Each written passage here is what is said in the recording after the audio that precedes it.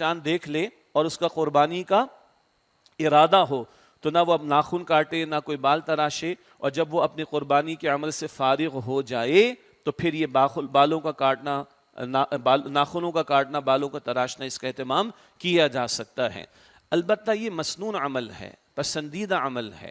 بعض لوگوں کو ہم نے دیکھا نماز ہی نہیں ادا کرتے، ناخن بڑھا لیے اور مونچھیں صاف نہیں کر رہے ہیں۔ بھئی کیوں کر رہے ہو؟ بھائی حدیث مبارک میں لکھا ہے۔ تو حدیث مبارک میں اگر یہ لکھا ہے تو قرآن مبارک میں نمازوں کی فرضیت لکھی ہوئی۔ تو دین کیا ہے؟ جو شے جس مقام پر، اس کو اس مقام پر رکھا جائے۔ قربانی کے جانور کے لیے پورا ایک ہفتہ لگا کر لا کر خرید کے جانور ذبح کرتے ہیں، بہت اچھی بات ہے۔ کس کا حکم ہے؟ اللہ کا حکم ہے۔ اسی اللہ کا حکم ہے 5 وقت کی نماز فرض ادا کرو۔ یہ گڑبڑ ہم کر رہے ہیں نا۔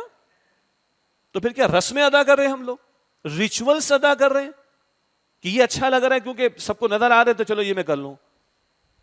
بھائی دین اس کا نام نہیں کہ یہ اچھا لگ رہا ہے، دین اس بات کا نام ہے کہ اللہ کو کیا اچھا لگ رہا ہے اور اللہ کے رسول کو کیا اچھا لگ رہا ہے صلی اللہ علیہ وسلم۔ اس بات کی طرف ہماری توجہ کا معاملہ رہنا چاہیے۔ تو یہ عمل بتایا گیا۔ اسی طرح بہرحال یہ امت میں وہ لوگ بھی ہوں گے جو صاحب استطاعت ہیں اور وہ لوگ بھی ہوں گے جو صاحب استطاعت نہیں ہوں گے۔ اللہ کے رسول نے یہ بھی فرمایا علیہ السلام، یہ چاند نظر آ گیا ذی الحجہ کا، جو قربانی کی وسعت نہیں رکھتا وہ بھی یہ کام کر لے، ناخن نہ کاٹے اور بال نہ تراشے، اور جب عید کا دن آ جائے تو بال بھی تراش لے اور ناخنوں کو بھی کاٹ لے۔ تو اللہ کے رسول فرمایا کہ اس عمل کی توفیل اللہ تعالیٰ قربانی کا اجر عطا فرمائے گا۔